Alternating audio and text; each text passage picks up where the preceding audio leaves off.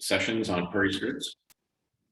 Great, so this is the first in a series of 3 webinars, same time, same Tuesday morning, the next 3 weeks. And today we're going to focus more on the why and the where of Prairie Strips. Next week, we'll get more into the how in terms of establishing and maintaining them. And then on February 22nd, we'll get into more habitat opportunities and honeybees, butterflies, beneficial insects, and so forth on that last session. Let's go ahead and close the poll. I see we got a pretty good mix, and the majority of us are folks who advise farmers in some way or another, which is really our intended audience. So welcome everybody again. My name is Craig Fissenick. I'm with Sand County Foundation based in Wisconsin. We are a conservation nonprofit organization. We support voluntary conservation on private working lands, namely farms and ranches. And you may be familiar, in many states, we have an annual award we call the Leopold Conservation Award, awarded annually. We also do a lot of projects, especially in the Midwest, demonstrating innovative conservation practices in cooperation with farmers. One of those is Prairie Strips. So we were very intrigued by the research coming out of Iowa State over the last 10 to 15 years. You'll hear about that in a minute here. And several years ago, we started working to expand that into southern Wisconsin with some demonstrations with farmers to demonstrate the practice. We've been very happy to be a collaborator with Iowa State University, and more recently to actually be contracted to do this work outside of Iowa. That comes from Iowa State University, and that is supported by a grant from the Via Echo Foundation that's allowing us to put on this webinar today. All right, I'm going to get to our presenters. We have 2 presenters. The first is going to be Tim Younquist from Iowa State University. Tim grew up on a farm in western Iowa, where he still goes to help out on the farm at times, and he's has a lot of experience leading groups in ecological restoration, wildland firefighting, and more recently in establishing Prairie Strips. He's done this on dozens of farms in Iowa over multiple years, so he has a lot of experience on the where and the how Prairie Strips can fit on the landscape. And after that, we'll have Scott Stipetich from Pheasants Forever Quail Forever. Scott grew up on a dairy farm in northern Wisconsin, and he's worked for several state and local conservation organizations, and then joined Pheasants Forever and Quail Forever, where he is now the Wisconsin's first precision ag and conservation specialist. And you'll hear him talk about applications of on-farm technology to look at profitability and opportunities to integrate some habitat with the farm. So with that, I'll pass it on to Tim. Tim will talk for about 20 minutes. We'll go straight to Scott, and then we'll open it up for Q&A. And Lena, the poll is there where everyone can see. Is that right? All right, go ahead, Tim. All right, thanks a lot, Craig. And thanks to the Sand County Foundation and Trisha and Lena and everybody for setting this up. I'm really excited to be here. So I'm gonna pull my screen up here quick. Just give me 2 seconds to get this going. So I've got about 20 minutes to teach everybody. Gotta please move this window away. Am I doing all right? Everybody can see this. Cool. Okay. So I got about 20 minutes, and we're going to talk kind of the ins and outs of siting Prairie Strips. So 20 minutes is probably not going to be enough time to really get into everything, but you're going to be able to contact me after this is over, and you can go to our website, reach out to any of the other presenters or panelists here. So you can see a nice picture of Prairie Strips. Basically what we're talking about, if you're not familiar, is just finding opportunities to integrate prairie back into row crop landscapes throughout the upper Midwest.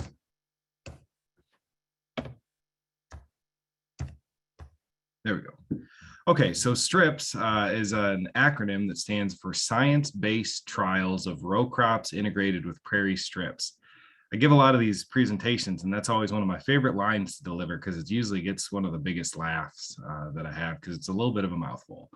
But basically, it's a group of scientists and engineers, social scientists, grad students, farmers. It's just a collaborative of different organizations, different universities, and different people throughout the Midwest that are researching the idea of what would happen if you took a little bit of prairie and you put it into a row crop setting. This idea started back about 2004 here in central Iowa at the Neal Smith National Wildlife Refuge. Why were the initial team, why were they thinking about prairie in the first place? Well, it does a lot of things that the row crop does not. So it's perennial versus the annual, corn and soybeans that we farm. The prairie was once the dominant ground cover, and now corn and soybean is. It has deep roots. The corn plants also tend to have deep roots, but they're not nearly as robust. And again, without being a perennial, those annual crops are going to die every year and need to be planted from seed, where the perennial crop of the prairie or the perennial prairie is going to come back from the roots every single year. So you're going to have kind of year-round filtration and uptake of water, year-round habitat, all these things.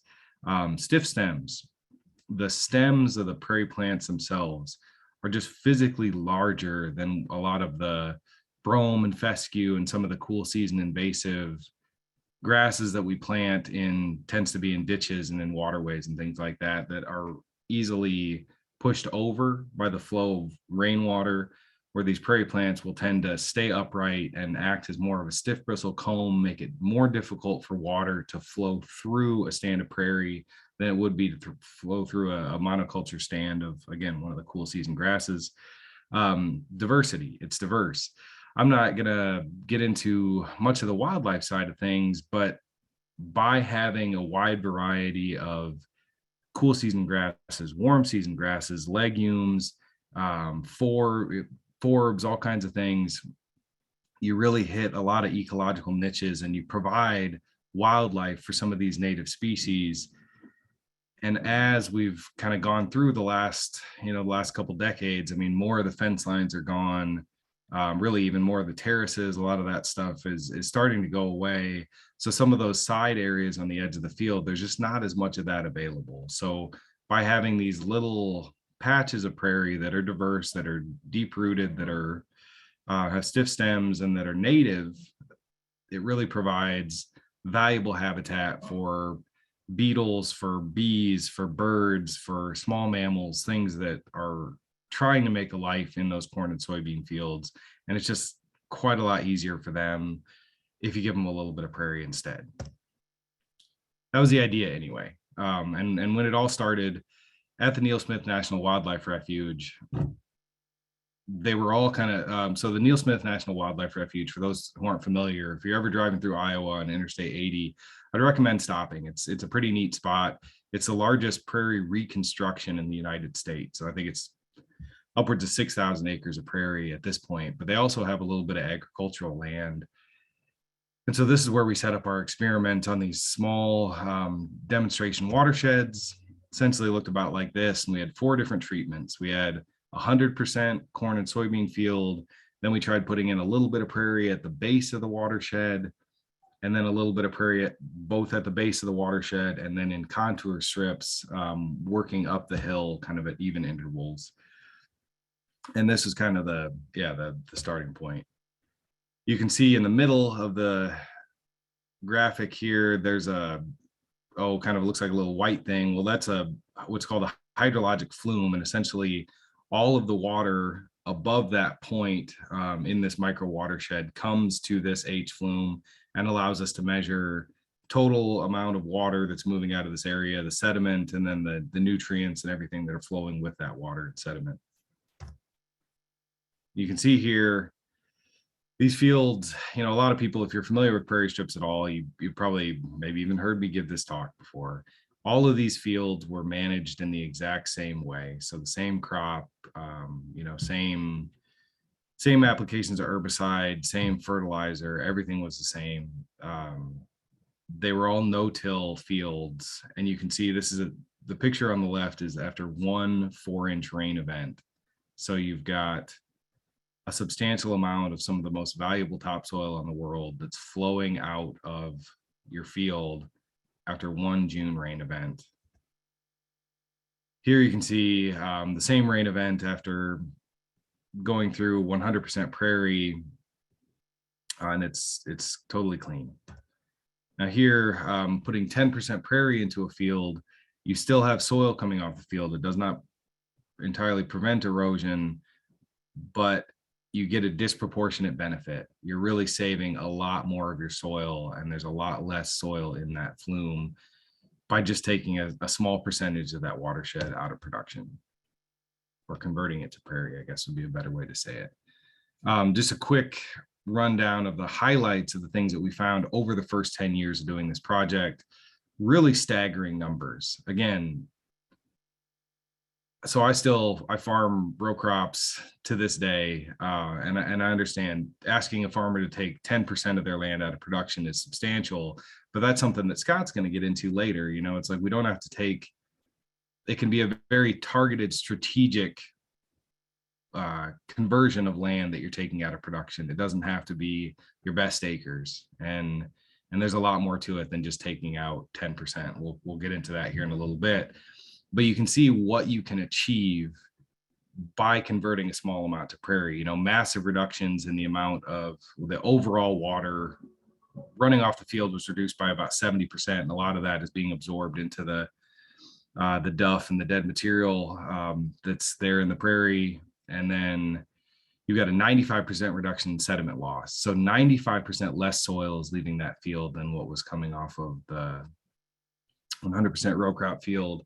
Large reductions in the amount of nitrogen and phosphorus, reductions in the amount of subsurface nitrate that's moving under the field, and then large increases. So triple the pollinator and double the bird abundance. We didn't see any influence on crop yield. So these basically plants were not wiggling out into the field and having an effect on the adjacent crop. We didn't see any additional weed problems. The weeds that were in the field prior to the prairie strip were the same weeds that were in the field afterward. And then looking at other conservation practices, this was comparable to the cost of putting in cover crops, and it was significantly cheaper than installing something like a terrace, which would be achieving a similar goal. Moving beyond the Neal Smith experiment, we would go out and we'd give these presentations, and a lot of people would be interested in getting this on their farm. So that's kind of where I came in back in the beginning of 2014. I was hired as a farmer liaison for the group and would go around the state and go around the Midwest. I went up to Wisconsin a couple times, and then was fortunate enough to get linked up with the Sand County Foundation and have other groups helping out with this effort. But we started to put this out on private farms, and that's kind of where we're at now. So I'll get a little bit into the design, and you all know this. I mean, every field is going to be different. And the biggest thing is going to be determining what is the goals of that farmer or landowner that you're dealing with. If they're interested in slowing water flow or keeping sediment on the field, or maybe they're interested in habitat, or maybe they're interested in space for having honeybees, or whatever it may be. Getting at that goal is going to be really, really critical. If they're interested in design for sediment or water flow, it really depends on how the water flows through the field. And a lot of that can be determined by just looking at an aerial photo. But seeing how the water flows through the field is going to be really critical. And it's really not that big of a deal, because it's going to flow through in the same place all the time, right? Like, these problem areas are going to be problem areas year after year after year after year. If you have a waterway, and even if it's, your waterway is short circuiting and it's going around either side of the waterway or the water is still going to be in that same part of the field. Just a quick graph here to get at having these linear structures, these linear buffers, is maybe not always going to be the most efficient. And this is one of the places where prairie strips can really shine with these edge of field buffers. If you assume that water is going to flow evenly across the surface of the ground or of the field, this is how you might design a buffer. But in reality, you're going to have areas of concentrated water flow. If you can kind of see these little rough contour lines, and you have areas where water is coming much stronger. So the overall, say 10% of this little area that I have would be buffered, but really, you have much less than that being buffered in the area where most of your water is coming. So what could we do there? Well, keeping the same amount, that 10% of crop converted into prairie, by putting a larger buffer zone into the area where the concentrated water flow is coming through. Putting these big prairie strips in the field, it's great, But the bigger they are, the wider they are, you're just going to eat up that acreage really, really quick. And with prairie strips being a CRP practice now, for the most part, you have to top out at about 25% of that field is all that can be in prairie. So you don't want to, the bigger the strip, and you find this out if you design these practices, you eat up acreage really, really quick, the larger that they are. So being as strategic as possible and trying to buffer that water flow, if you're trying to filter the water on the way out of the field, these edge of field buffers can be a fantastic entry point. I mean, it's easier than farming around something that's in the field, and then you're really efficient with your design of your buffer. And if you wanted to, this could be used as a basis for a design, then moving up into the field. I always like to start at the bottom, lower edge of the field where that water is leaving, see if I can buffer there. And then if possible, having some kind of an infield buffer along the contour is something that is a goal to shoot for. It's always, it's a little bit harder sell sometimes, but it's something that you can try to do. That said, every field is different. So here, let's put some contour strips in. And then it's like, well, how would we do that? The contour strips here it'd be impossible. So prairie strips does not have to mean an infield contour strip. These can be variable width buffers along the edge of the field, where essentially what we're doing is figuring out what the flow paths are. What is your contributing area in this watershed, in this field? Where is the water flowing? And you can see we have some larger blocks along the west edge of this field where they're just draining more of an area of the field. So by putting larger areas of prairie in those areas of concentrated flow, you reduce the amount of prairie that's being taken out of, or the amount of row crop that's being taken out of the field, and you can really maximize the buffer area, maximize the filtration potential, and then staying away from something like contours, because in a lot of fields, contours is just, it's not going to work. It's really going to be too complicated.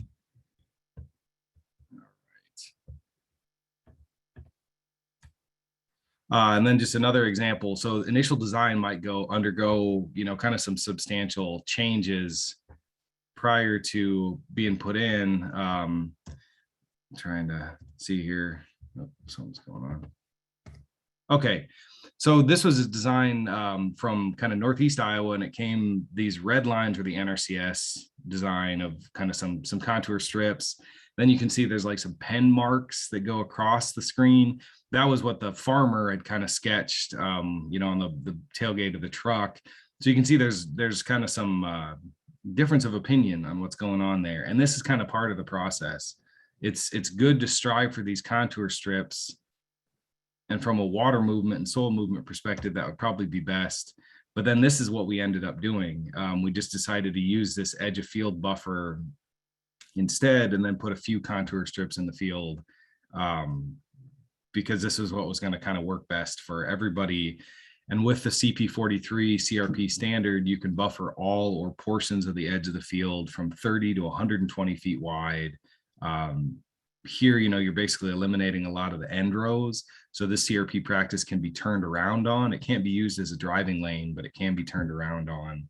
So something like this, it's maybe not ideal, but this is the real world, and this is what's getting adopted. And if we have some of these squiggle designs that it's like, man, they might look really good in the NRCS office or in the FSA office, but if they're not going to be adopted, or they're not going to get out into the real world, it's going to be tougher to get more prairie on the ground. And I think that's what we all want. For designing these things for wildlife, pretty much the biggest thing would be wider is better. The 30-foot would be, it's the absolute minimum that you can go with the CRP standard, but the wider that you can get is going to be better for bird nest success, better for pollinators, better for all of that stuff. And if you could move even a step further and have some connectivity where you're using these to connect to, maybe an existing field border or some kind of a, if there's a riparian buffer or an area of trees or something like that, if you can connect some of those areas, that's going to be even better if what your client or the farmer or landowner is interested in is wildlife. You can see just this is a aerial image of that last photo that we're showing. And this one, I guess I'm kind of proud of, and I show this one a lot, but this middle strip is kind of a pizza shape and it gets a little bit wider as you move to the south. If you're putting in an infield buffer, something in the middle of the field, it can be taken as, well, this is going to take some efficiency away from the farm. It's going to be harder to farm around all this. To some degree, yes, but this was kind of an oddly shaped portion of the field to begin with. So by widening that strip as we moved to the south, we created uniform farming lanes on either side of that worked with the farmer's equipment, that there weren't going to be any partial passes. You know, it was going to be able to move through, I think, you know, just 3 times on one side and 5 times on the other side, whatever it was with this planter. So, you know, with the cost stuff that Scott's going to be talking about next, it's good to also think about that efficiency, as the windows for planting, the windows for spraying, the windows for harvesting, all these things seem to get some years very small. You can't take away that efficiency or that time that it takes to do those farming operations. And again, here just showing, you know, trying to, even if you're on the contour, if you can possibly create uniform farming lanes in between that work with the farmer's equipment, specifically the planter and the sprayer. Laying these things out. Not every county here in Iowa is going to have an RTK GPS unit, but there is the potential to share resources across counties. And I would imagine that you folks have that up in Wisconsin and over in Illinois as well. These things can be laid out with an open reel tape. Or, you know, just by counting rows as you move through the field, you can certainly lay them out that way. Otherwise, having some kind of GPS unit is going to be a little bit better than that. But really, the best thing that you can have is a GPS unit with a high degree of accuracy, because you don't want these things to be off, you know, even 2 or 3 feet one way or another, and that can create real headaches. So trying to lay these things out, if you're doing infield strips, as accurately as possible the first time.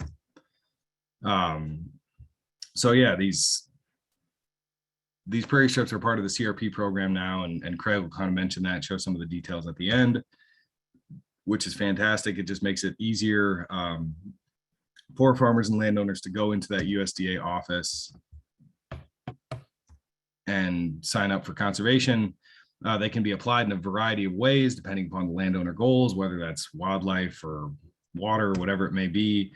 And then again, multiple conservation practices protecting the same acres are going to produce the best results. So having one field and doing cover crops, doing a saturated buffer, doing prairie strips, doing no-till farming, doing, you know, some of these things combined on the same acres is what's really going to do the best for water quality and for habitat and all that. If you're interested, prairiestrips.org, check out the website. You know, there's at this point, I don't know the number, but dozens and dozens of peer-reviewed scientific papers that have all of these numbers that I've been pulling are available there. You can reach out, prairiestrips@iastate.edu, email us, and I'd be happy to talk to you about anything or connect you with anyone else on the team. And then there's a couple social media things that you can follow as well. I think that's it. We're going to save questions kind of till the end. So yeah, Scott, if you want to jump on and you can take control, but yeah, thanks everybody for your attention. And if you have questions, I can look at some of them in the chat and I'll be happy to talk at the end. Thanks.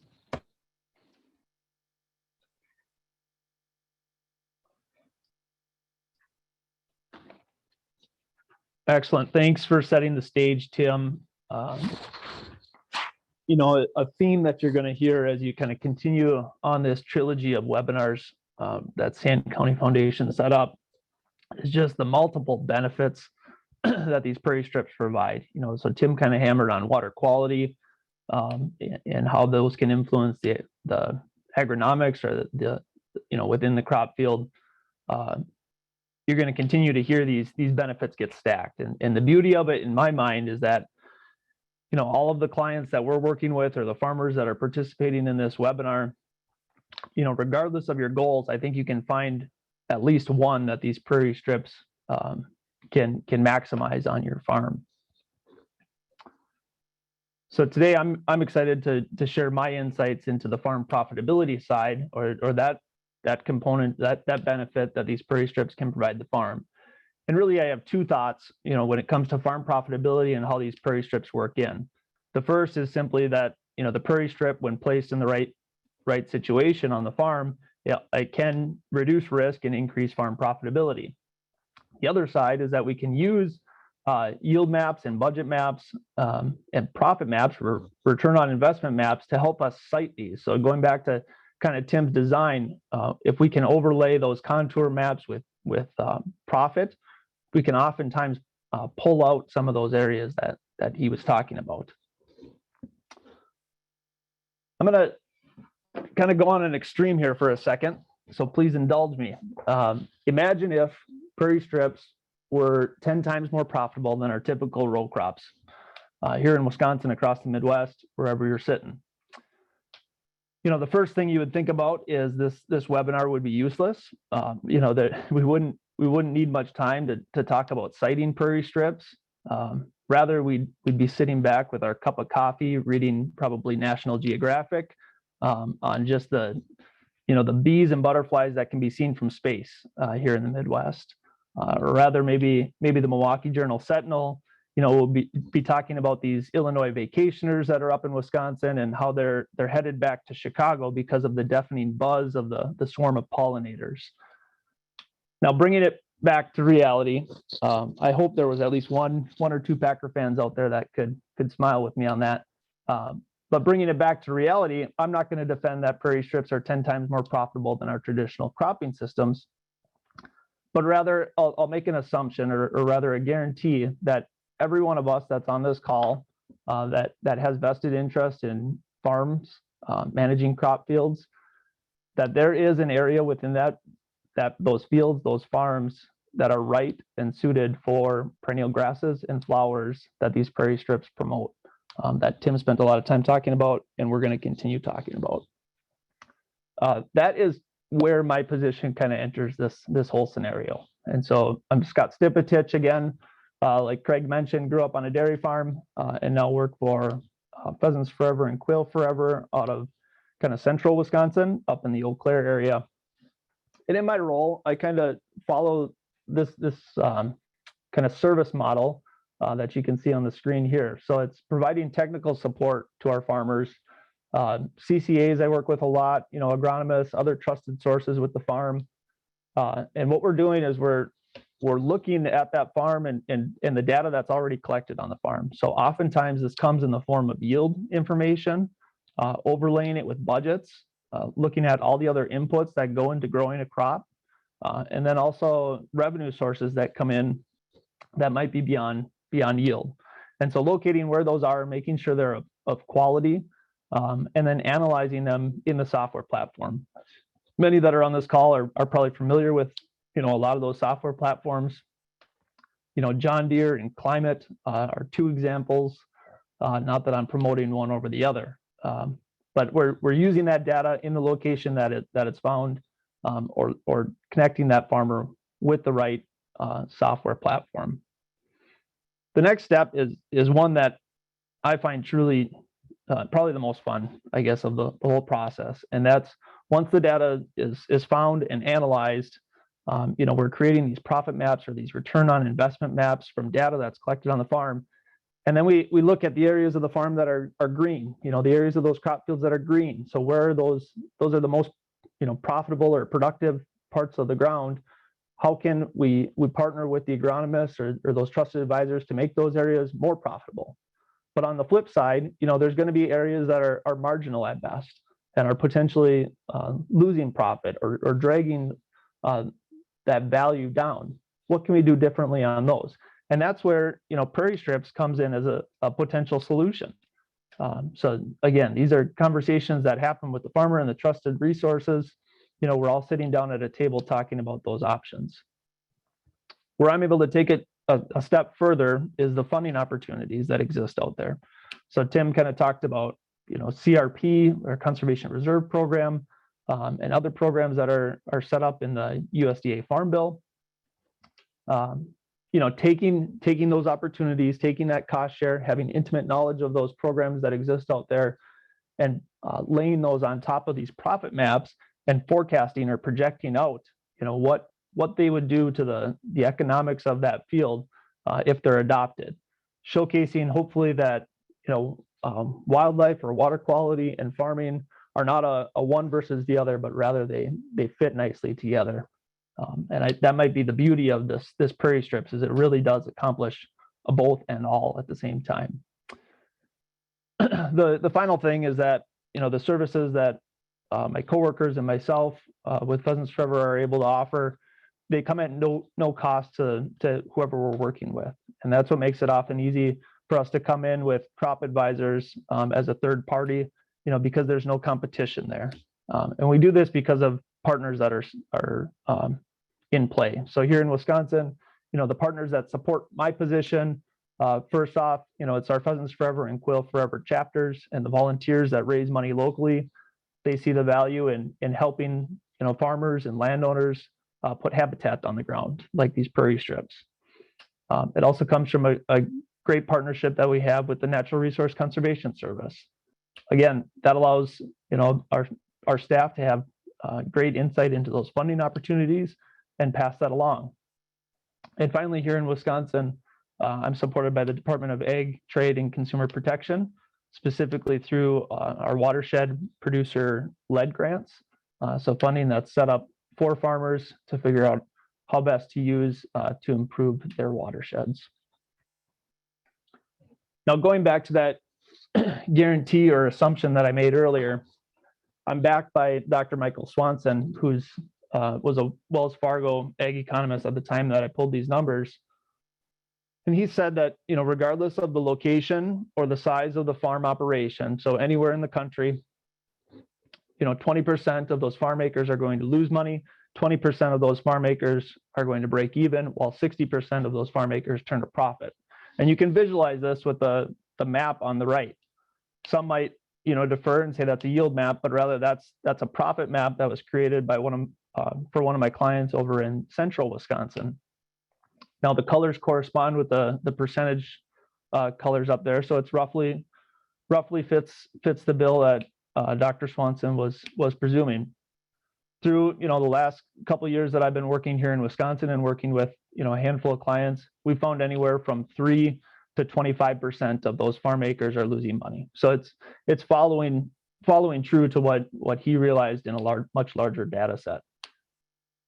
The scare here, though, or the threat to the farm, is that the 60% of the farm that turns a total profit oftentimes whitewashes this bottom 40%. So when we look at, you know, success of a field, we're often saying, you know, the number of bushels that it yields or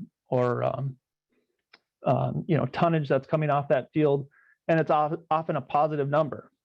But what it doesn't account for is these small areas. If you can see my cursor, you know, these small areas around the outside of the field that might be dragging that average down. In part of my analysis or the analysis that we're looking to do with the precision ag and conservation pairing is identifying these areas or these subfield areas. So rather than looking at the field as a whole, maybe it's time to redefine what that field boundary looks like. So we're going to get into a case study here, and I stepped out of the truck the other day talking with the client that I'm going to present the case study on. It was a cold day, and I stepped out of the truck, and he's sitting on his porch, and he yelled at me this quote. He goes, you know, this webinar that you're going to be doing, make sure you tell them that we're not doing it for water quality. And right now, Craig and Tim are getting a little nervous because they don't know where I'm going with this. But to be honest, I mean, it was cold, but I froze in my tracks because I was going, oh no, who pissed him off? What's going on here today? And then I saw he laughed, and so I was able to approach without caution. And he said, you know, while the farm's goals, you know, we do have water quality in our farm's goals, and, you know, we do implement practices for water quality. The reason why we're putting the prairie strip where we're putting it in this situation is purely economics. It was analyzing, you know, his yield with his crop advisor, you know, putting them into profit maps and realizing that the risk was too great to continue to crop this area. So let's jump into that case study. So this is an example from Wisconsin. The area that we're going to be looking at is this white boundary. So 44 acres are cropland. So that's the black hashing that you can see on the screen. And there's a couple different fields that make up this area. For those that are familiar with soil maps, you can see the orange polygons. Those represent different soil series or soil map units. And the numerical and alpha codes represent different soil series. If you're familiar with those codes, you're going to recognize a lot of D's, E's, and F's in those series. Those represent the slope of the soil. And so most combine drivers would say they're good at about a C slope. And, so these are really, really steep slopes. The F slopes, for reference, those can exceed 30% slope. So very hilly area. And the takeaway on the soils, if you're not intimately familiar with this, is these are all silt loams. So very productive soils, but the production side of things, it sits on those hills. So it can be risky to farm sometimes. The other thing is these valleys. See, I'll switch over to this. This is a digital elevation map here. And it shows, so the reds are the highs of the hills and the greens are the lows of the hills. And there's about 100-foot drop from the red to the green in these situations. So these valleys, they're really small watersheds. Water sheds off of them really quickly. And so it often floods these flats. So kind of this light color, this long finger of a field is the one I'm looking at. These soils can be, occasionally and frequently flooded. Oftentimes, these are actually the more risky fields to farm in this area because of that flooding frequency. If you get a 4-inch rain, it can wash out an entire crop. So that's the finger that I wanted to focus on here, just because we don't have a ton of time to cover the whole farm. But so we'll be looking at the 17.3 acres here as we go along. And so again, I worked with the agronomist and the farmer on this project, and we ran the numbers. So we put together, the yield. We were looking at a corn and soybean rotation, corn grain and soybeans. We had 5 years of data. So we decided to pull just the corn data. So we're comparing apples to apples as we looked at 3 different years and put together averages. So of the 17.3 acres, we had a corn profit of about $13 an acre. For those that haven't been able to shift that paradigm yet, from profit to yield, we were looking at about 140 bushel average yield. Now, again, looking back to Dr. Michael Swanson, this field is profitable. Maybe we can push it harder and, move on.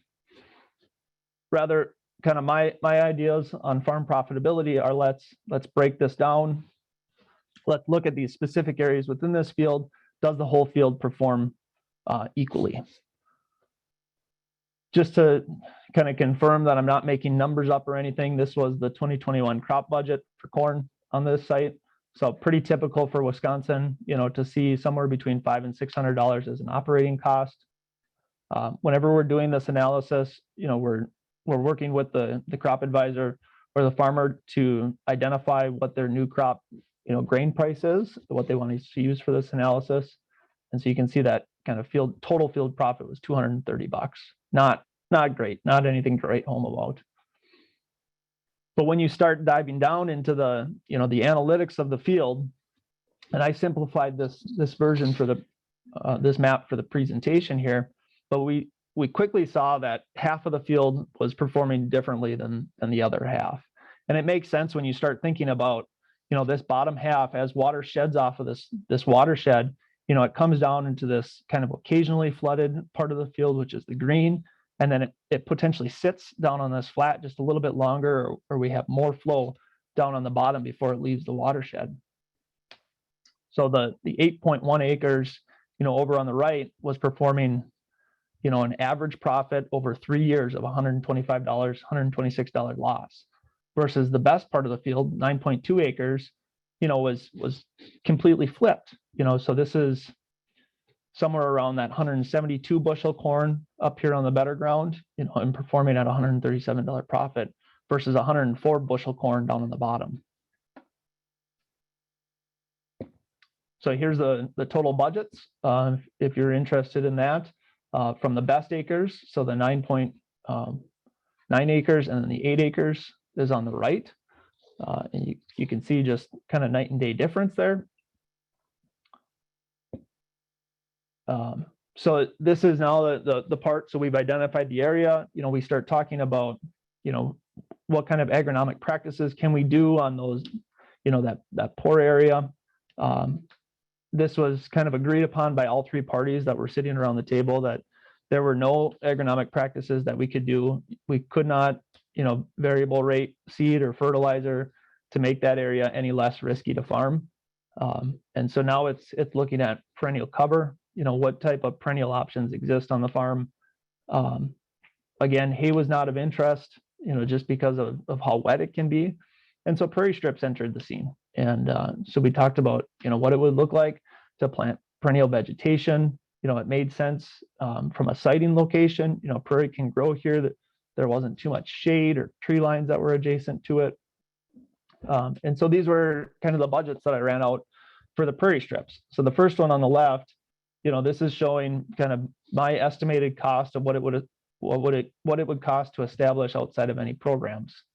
The big one to remember here too is this is a rented field, so that $150 is going to stay consistent no matter what practice we do, and can cause kind of some headaches as far as trying to turn a marginal ground profitable. Tim mentioned though that CRP program exists, and right now CRP for prairie strips is covering 100% of the cost to establish, and it also provides either the farmer or the landowner a rental payment. In this area, it was about $100. So we're still losing, if the farmer is signing up for the CRP contract, he still has to pay the landlord $150 rent, and that landlord didn't want to lose that $150 rent. So he's still losing $50 an acre between the CRP payment and the rental payment. But as you're going to see here, the total field expenses for 2021 versus 2022, or when we kind of trickle down all the economics of it, it still made sense to lose that $50 an acre because that was less risky than trying to farm it. And so here, your eyes might drift to the bottom line first, and that field profit, $230 versus $856. Again, that's not a whole lot to write home about, making $600 more. You are doing less. But the big one to take note of, in my opinion, is this top line, this field expenses. So he is spending $3,000 less to make $600 more. Think about that. And that's really what I want to drive home on this siting situation. We're making this less risky, so the farmer is not losing sleep. We're spending $3,000 less to make $600 more while increasing the efficiencies of the farm. Now that doesn't count the environmental benefits that we're going to continue to get into as we move along in these webinars that are maybe just a little more difficult to put an economic value on. But when we're able to spend less, we can then take that capital that we're not dumping into this field and reallocate it to somewhere else on the farm. We can try something different. We can push some of those green acres harder because we have more working capital to use. So the profit increase is nice, but it's not main drivers. There was also an increase in yield by about 30 bushels, by only farming the best of this, and that certainly will have insurance implications down the road that are also not included in this analysis. So I had to go through that quick, so I'm assuming there will be questions, and I'm happy to answer them. I know when Craig gets back on here, he's going to provide contact information if you want to reach out to me or Tim directly. And with that, Craig, I think we can open it up for some questions that we can answer live. Yeah, we're going to let Tim take some questions and see if he's had a chance to review what's been asked so far. Go ahead, Tim. And then Scott, you can chime in after that once you get a chance to read through the questions. Just jump in anytime, Scott, after Tim. Yeah, Scott, we can kind of tag team these, and that was really interesting. And yeah, for everybody that's logged on, thanks for watching. And certainly it's a lot. It's a lot of material, and there's a lot more that we could have gone into that we didn't necessarily have time for. But that's something that over the next couple of weeks of these other webinars, we'll be able to get after some of that. So trying to be as thorough as possible, and you know, as much as I like the bedazzled, bewildered, be gone, I do want to actually kind of answer some of these questions. One of the first ones, we had a question about herbicide and just wondering what was happening to the edges of the strips and how, if we'd done any work with organic fields. And I guess I typed an answer to that one. But a lot of these prairie species are going to be small seeded, you know, so they're going to have some of the forbs or flowers are going to be upwards of 500,000-600,000 seeds per ounce, you know, very, very small seeds. It's going to be difficult for that to migrate into the field when you're having either herbicide or tillage or some combination of both of those.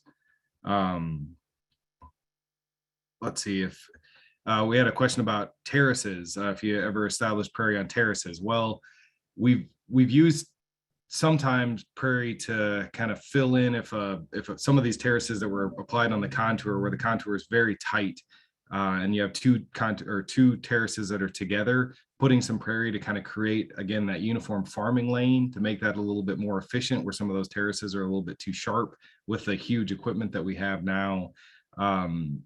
Generally, I stay away from the terraces themselves, because they're going to be, and Greg Olson that works at the Sand County Foundation is going to do a great job of this. I'm sure, Greg, I know you're listening. I know you're ready for this, but areas that already have existing cool season vegetation, they're more difficult to convert to prairie than the row crop ground. And you're going to need to be able to get up onto that terrace with something to control weeds. So you're either going to need to be able to drive a mower up there or get up there with a weed eater or brush cutter or something like that. So typically those kind of conversions are an upper level thing, and I'd be happy to talk about that more, but it's significantly more complicated. Really, the corn and soybean fields are about the perfect spot to seed prairie. It's just a little bit easier that way. Done any comparison to sediment loss. So comparing grass waterways to prairie strips, the ag engineering department at Iowa State has maybe looked at that a little bit. What we generally have seen is, like I said, more conservation practices on the same acres are going to be better. So having where that waterway comes through and where the prairie strip meets it, it's going to make both practices last longer. You know, you might have some sedimentation here, like on the upper edge where the waterway and the prairie strip meet, but it should kind of help that waterway from, sometimes they can kind of short circuit and send some water along the edge. So they kind of work really well together. So if possible, you know, a lot of farmers want to maybe take out their waterways and they put in prairie strips. And to some degree, you could maybe do that. But I would say if you could have both, it would certainly be better. Yeah, we've got, okay, so I showed a map with some red squiggly lines with the contours on them, and that was coming from the NRCS office. And basically for the most part, the farmers are not going to want to farm around something like that has such, that sticks to the contour so closely. You know, if you're, as a farmer, you're sitting in a sprayer and you could be anywhere from 45 to 60 feet away from the edge of your sprayer. You know, with these sprayers are 90 to 120 feet wide.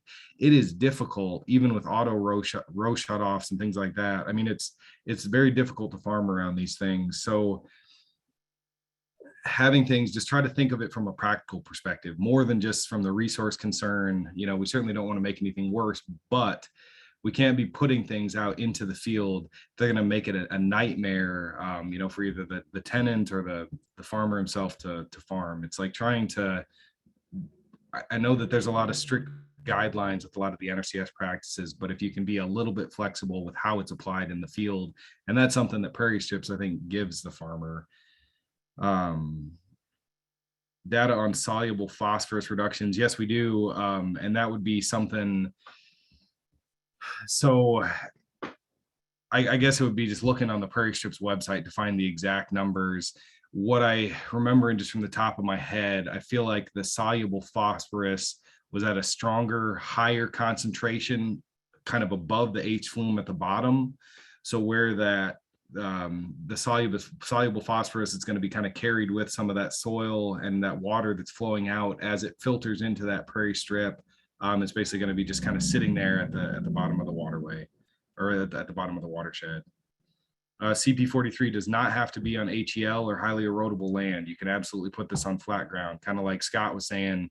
There's a variety of goals. If you want this just for water quality, you can think like, well, my field, it doesn't erode, it's flat here. It's like, well, it's probably above sea level, so the water is going to go down and flow off of that field, right? Like it's going to be flowing off. You're always going to have water moving, but you can look beyond that and just think about Scott's map, where you had kind of that lower area that was kind of prone to flooding. It's like, is this something, for a farmer looking at maximizing profit and not maximizing yield? So could you maybe take out some of those flat areas on the edge of the field that are getting flooded out, 6 out of every 10 years or something like that? So yeah, you could absolutely enroll flat ground, and that's going to be really valuable for pheasants and for quail and grouse and some of those other things. Could this be implemented in solar energy projects? Absolutely. There's a lot of that stuff that's going on in Minnesota right now. We just had a big solar area put south of Ames, in where Iowa State is located in central Iowa. There's some studies again coming out of Minnesota that are showing that the prairie put under these solar arrays is actually more cost effective than the crushed rock that's typically put there, again, because you're looking at the cost of the rock itself, the cost of herbicide, and all these other things. So yes, absolutely, this could be put there. I'd encourage you to just Google Minnesota solar prairie restorations. It's a company up there is doing a lot of that stuff. What software platforms are used? That might be a Scott question. I don't know. ArcGIS is Geographic Information Systems is what's used to make the maps, but maybe for looking at I don't know, some of the economic side of it. Do you want to jump in? Yeah, I can jump in there. So in this specific case scenario, we were using kind of two platforms. So Climate Field View, and then also EFC's Field Analytics were the two that we ran on that one. But we're, we're nonpartisan, I guess, when it comes to software platforms. So John Deere's Operations Center, we've certainly used Granular Insights in business, TrueTerra. I guess there hasn't been a platform yet that we've run across that a farmer or a co-op is using that we have not been able to do this analysis in.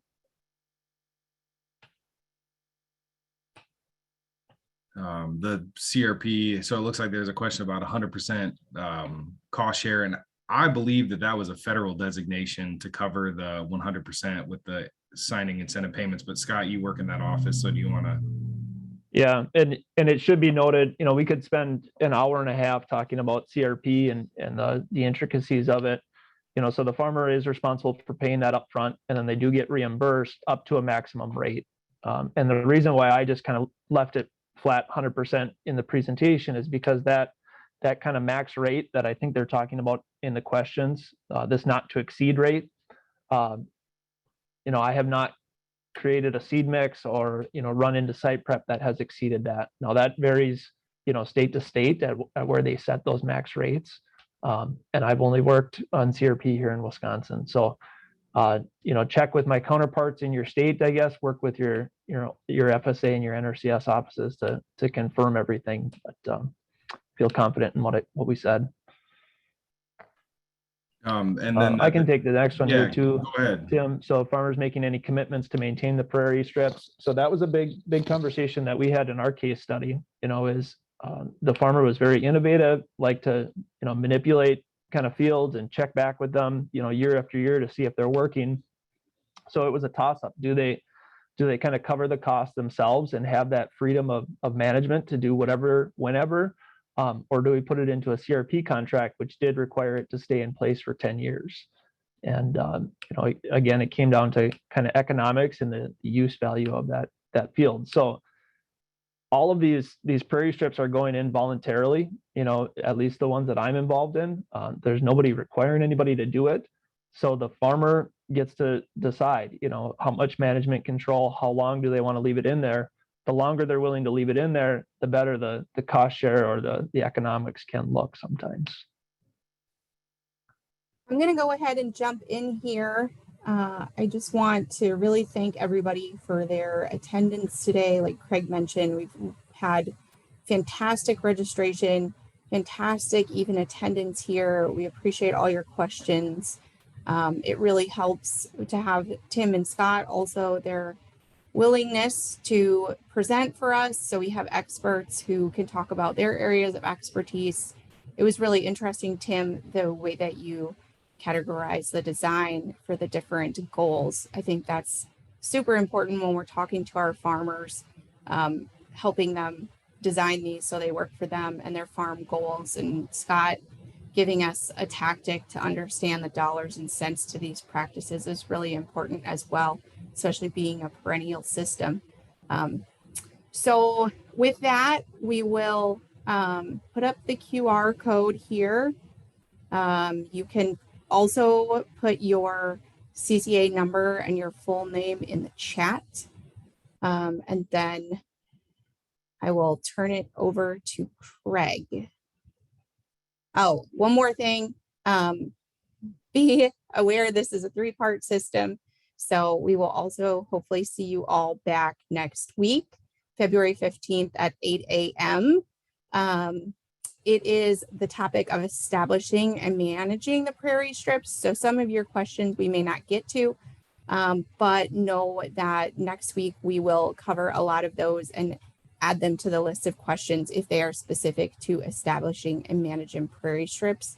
That will be, we'll have Greg Olson with us, Field Projects Director at Sand County Foundation, and Dallas Glazik from Farm Bill Biologist with Pheasants Forever and Quail Forever. We will stay on for at least another 15 minutes till about 9:15 to continue to answer questions if you'd like to stay with us. And Craig has some more information to share with you about programs. Yeah, thanks everybody. So feel free to stick on up to 15 more minutes if you want. We'll continue discussions. We can get a little more into some of the CRP questions as well. Let's see. I think Tim and Scott, do you want to just pick of any more questions that you didn't see before? Yeah, so I'm looking at the one that asks, a farmer landlord situation, who do you contract with for installation? Does that fall on the landowner or the farmer? And then do you have to put it in the details in the contract? So in the situation that I presented on, it's a choice. If the farmer wants to sign up for the contract or if the landlord wants to sign up for the contract, it just has to be mutually agreed upon. In that situation, for the farmer to have that contract, they need a 10-year lease, which is the length of the contract. And so they were going to go that route. And then that contract is written in the farmer's name, and that farmer is responsible for making sure that that contract is fulfilled. Hopefully that is what that question was getting at. Yeah, we're just kind of zooming through this, and again, like I mentioned, there's a lot more to it. So certainly, try to stay tuned. And I think the question about the beneficial insects is going to be well answered in 2 weeks. If you want to join Dr. Matt O'Neill, entomologist and head of the Sustainable Ag Department at Iowa State, is going to be on, and he's going to talk about some of the beneficial insect stuff. But problem insects in the adjacent crops, I mean, there's some of that going on, but basically there are just so many there's just so many insects out there. Putting a small amount of prairie in isn't necessarily going to be something that's going to be a noticeable change to increase yield or decrease problem insects or anything like that. Minimum width that's practical for prairie strip installed through the middle of the field. So the CRP practice says 30 feet wide.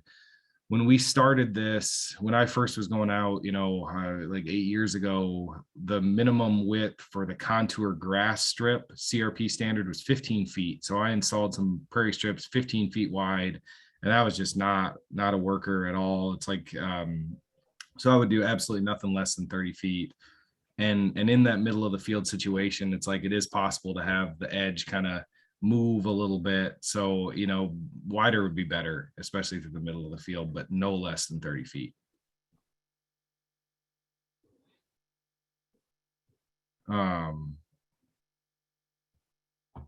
Pesticide persistent and varying mixtures.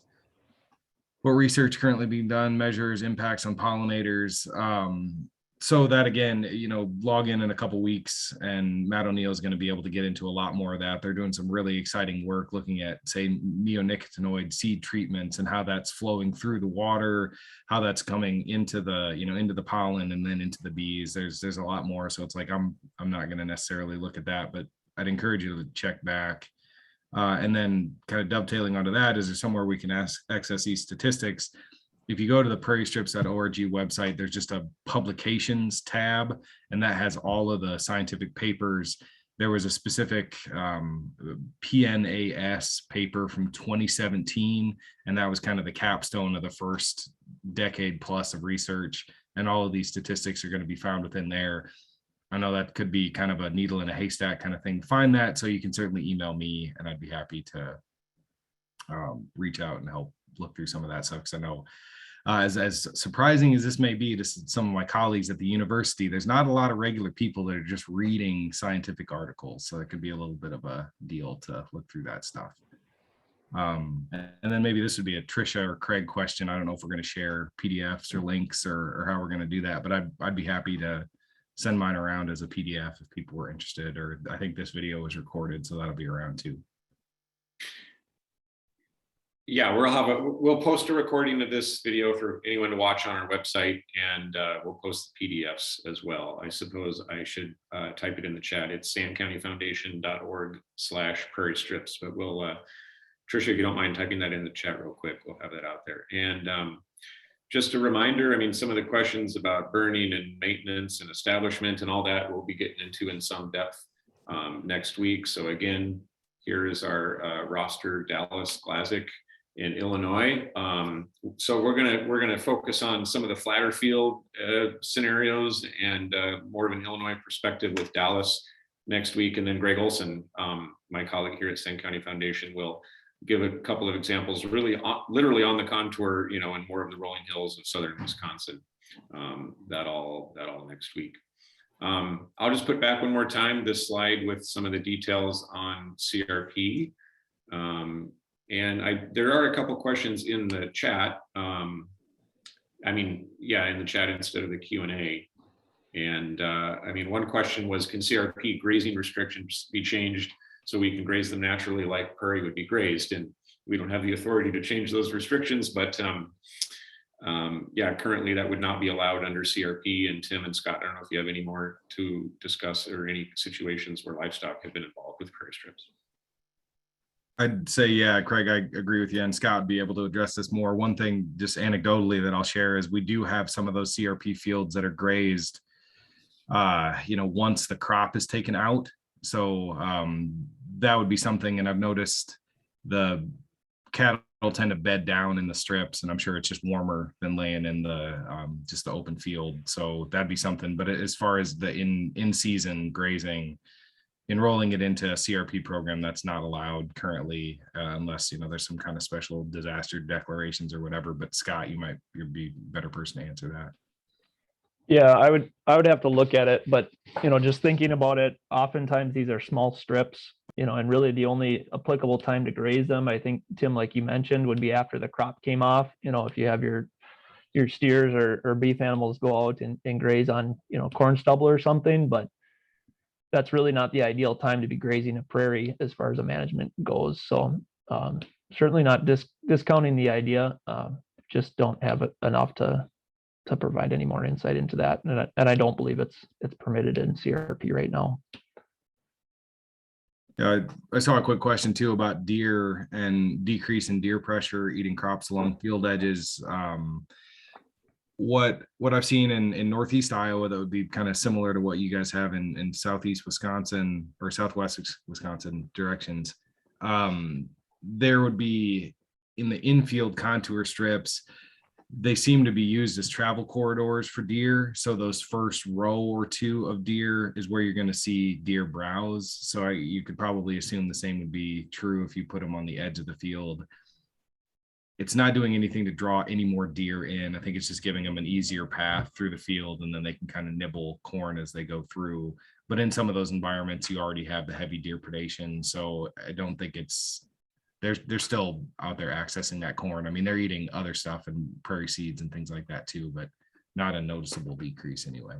Just seems to kind I of missed that question. I'm not sure where it is. Were they trying to increase deer or decrease deer?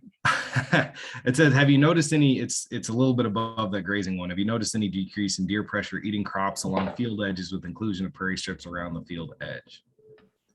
And I guess we didn't even talk about, hunting or anything like that. But, again, these were, there was no corn and soybeans here, like before we started planting them. And there were deer and there were all kinds of other animals and things. So it's like these prairie areas, they're fantastic for hunting, and the way that they're laid out in the field, it can be really good.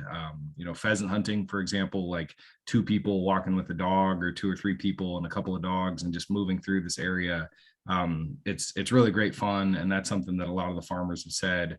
The strips that we have actually on my family farm have really developed quite a reputation for being just it's some of the most productive pheasant habitat I've ever seen. I've seen over 100 pheasants. I mean, it doesn't seem possible, and there was never that kind of population before we planted the prairie out there. So that's something we didn't really touch on, but again, just the wildlife aspect.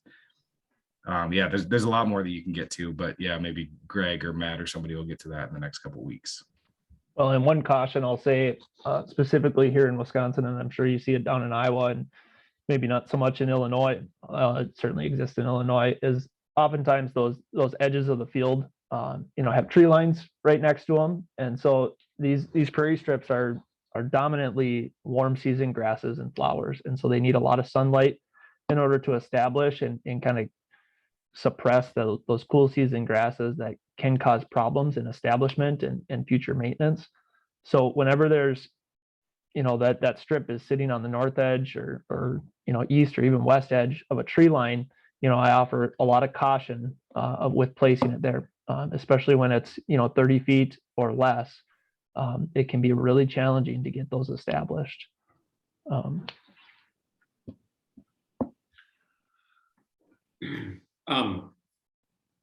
There's one more question. I'll put it to answer live here related to the NRCS field office technical guide and whether there would be a new practice standard for prairie strips. So Tim, I'll preempt you for a second to mention that in Iowa, there's a new NRCS tech note to clarify the use of the existing conservation practice standards using EQIP funding potentially to support prairie strips with the existing contour buffer strip option, field border option, filter strip option, using those practice standards. So rather than a new conservation practice standard for NRCS, it would be using the existing standards with guidance as to how they would apply for the native species and layouts for prairie strips. Am I characterizing that well, Tim? Yep, Craig, that was perfect. Yep, you're exactly right. Okay. And I will mention too, Ian Kraus, who oversees the CRP in Wisconsin. He was on the webinar. He might have jumped off already, but you'll see he did put it in the chat. He'd be happy to answer questions if anyone wants to reach out to him, at least in Wisconsin, related to CRP. And next week, when we have Dalek Glazik with Pheasants Forever in Illinois, he'll have a lot of insight on how things are fitting. Illinois actually has the highest number of acres to date using the CP43 the CRP option for prairie strips. So we'll get a little more insight on Illinois' use of the program next week. And just take an opportunity. I see there's a question about reducing E. coli in overland flow from prairie strips. As far as I know, we don't necessarily have anything on E. coli, but there's some really exciting work that's going on in the Ag and Biosystems Engineering Department at Iowa State. They're looking more at specifically AMR, antimicrobial resistance. So looking at chicken, hog, and cattle manure and seeing basically applying these to the fields and then looking at how prairie strips are reducing concentrations of certain types of, like just the different medicines and things that they're given to these animals. And basically what they're seeing is in that 30 to 120 feet of prairie strip, as long as, even in the highest concentration of hog manure applied and a large rain event and all these things, if you have 120 feet on the edge of the field, you're going to prevent that stuff from leaving the field in the rainwater. So E. coli is not something that we've gotten into, but with all this stuff, there's a lot of areas of research, and I would encourage you to just kind of stay tuned and check in on that stuff, because there's some really, really neat stuff that's coming out of the ag department at Iowa, or engineering department at Iowa State.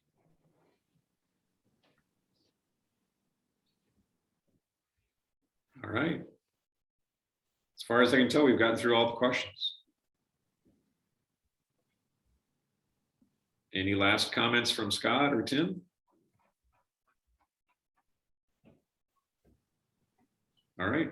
Well, folks, thanks a lot. This was a good event. We'll do it next week, and I hope you all come back.